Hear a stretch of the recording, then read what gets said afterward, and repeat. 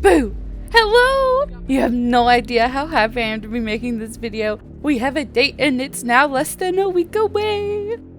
So, our beloved Bloodhunt returns on April 27th, and there's quite a few different things I want you to know before it returns. So I've compiled all of them into a list to go over.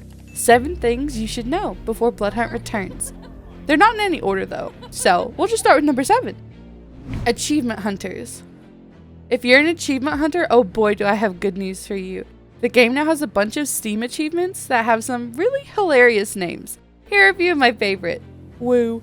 Aesthetic. A revolution without dancing is a revolution not worth having. Nice work, bruh. Human casualties 0.0. However, I kind of see the zeros as a little face, because that's the face I make when I shoot the humans. But if you want to see the full list, head over to Steam. And with that comes Archetype Progression. This goes much deeper than just changing your vampire's appearance. It allows you through playing the game to unlock different perks that can change your weapon function, your characters starting with different blood resonances, the cooldowns, and even the speed that your character can move. I cannot stress the level of customizing this can do, but from experiencing it in the closed PC playtest, it was amazing. It was really rewarding to work toward these goals because it's per player and some of the perks overlap, but they're not all the same. Each level goes up to level 20. This does mean that you will have to play all of the characters individually to level them all up. So, some games you might want to play with a melee build, while others you might want to start with, say, an armor, which leads to mastery. And to keep it going even further, we have the introduction of mastery challenges. These are challenges based on 4 different categories, including clans, career, skill, and onboarding, which all allow you to earn different banners and icon photos. This is my own opinion here, but I could definitely see this being updated to include clothings and accessories too. But right now, it's just icons and banners. Regardless, it's still a really cool way to incentivize players to keep playing while unlocking different things in the game. I am looking forward to this for sure. And what's a VR without being able to be the best vampire of them all? We're jumping into ranked, and if you're familiar with Apex's ranked system, you'll kind of recognize how it works, but I'm going to do my best to explain this in a way that's not linked to any other games. So, some basic things right off the bat. It will not launch when Bloodhunt launches, but it will become available fairly soon after release, so keep your eye out. You will be required to be level 10 in order to play this, and this mode will not include trios for the first season. It will only be solos. You will be rewarded with points for kills as well as placement in a match. Entering the match will cost you a fixed set of amount, and of course, as it gets higher, so does the price. There is 6 ranks in total, and they are as follows: Bronze, Silver, Gold, Platinum, Diamond, and Obsidian. The ranks will reset completely at the start of a new season, but you will also get a little badge next to your name to show off your rank. That's not the only mode, however, that has entered the scene. Cue Bloodhunt mode. Bloodhunt mode is a fresh take on the solo playlist while offering some different changes. The premise is once you die, you will respawn with weapons, and in order to regain your second life, you will have to go find a special human to feed on. This mode was available during the playtest, and let me tell you, it was chaos in the best and the worst way possible. It was an experience!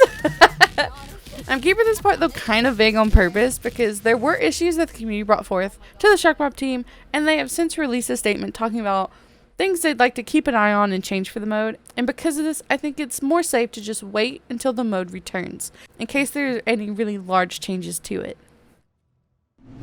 PS5 is finally getting some love for the first time!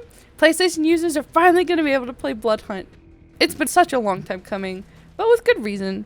Before launch, they set out to make some changes for gamepad support. You can use controller on the PC version as well. But, and I'm treading lightly here because I'm trying to not wake the shark. This does mean that aim assist has been added to the game, but with how fast-paced Bloodhunt is, I can understand why it's necessary. Something I do want to stress to anyone who may feel uncomfortable, because I'm sure any MK player has already ran away, is that Bloodhunt listens very, very closely to the community, and they're always looking for feedback. I'm confident that they will make sure that it feels as balanced as possible, and to do that, we have to play. That being said though, this is the first time Bloodhunt is on PS5, so You may wonder why a free game shows up with the hefty price tag. That's because this game is free to play, however you can purchase the Founders Ultimate Edition, which includes a unique samurai mask as well as 2 exclusive outfits. It comes with every item from the Founders Season 0 Battle Pass as well, and it includes 1,000 tokens. So this, I fully believe, is a very happy medium to allow those on PS5 to gain access to the Founders Edition stuff because they weren't able to play. And with that comes crossplay, and now I am very afraid because it's time to talk about crossplay, and it's not exactly what everyone thought it would be, but let's go over it together. Elysium is platform specific, which means that at this time you cannot queue up with your PC friends if you're on PS5. It does mean though that you can encounter other players from other platforms in matches. So you can't queue together, but you can run into each other. As always, if you're on PS5 and you don't want none of the PC life, you can disable crossplay in your settings. And PC, you're not allowed to, heck you. But let's talk about cross progression. Will your PC items transfer to your PS5 account? No. You can use your Shark Mob account on both platforms, but all trophies, cosmetics, unlocked items, tokens, etc. will not be transferred between accounts. I'm not sure if it will ever be implemented, but this is something I want to warn you of now, so that if you do have the choice of starting on one platform, you know this information ahead of time. And finally, our honorable mention. Just a short list of everything I'm looking forward to, just to be honest. The new Battle Pass is super exciting because who doesn't get excited over new cosmetics to dress your character in? There have been a few new locations added to the map, the library and the train station, as well as map changes around the entity locations. Elysium has had some major changes. Goodbye fun Halloween pumpkins. And it has new areas for you to explore. The tutorial has been revamped to be a better onboarding experience and to be more straightforward.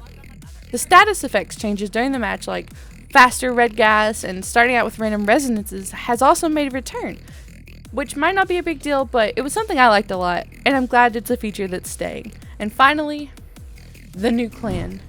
Oh, Ventrue. We love Ventrue. With the new clan, it introduces a lot of new things. First off, the new abilities. The Ventrues are not to be messed with. Their abilities include Marble, which makes them invincible for a short period of time and immune to all incoming damage. They also have a dash ability that shuts other players' abilities down. Their passive also slows you if you get around them, so try not to get too close. Their cosmetics are just beautiful, and I'm really looking forward to future ones. And with that, we also have more lore. There's a mysterious Ventrue figure of little words standing in Elysium that you can talk to. Their arrival also pushes the story of, well, Bloodhunt along, but that's for another time. So, now that you're all caught up, what are you looking forward to most? I'll be streaming it live on Twitch, where you can find me every Monday, Wednesday, and Friday at 4 p.m. Give or take, don't hold me to it. But until next time, I'll see you later.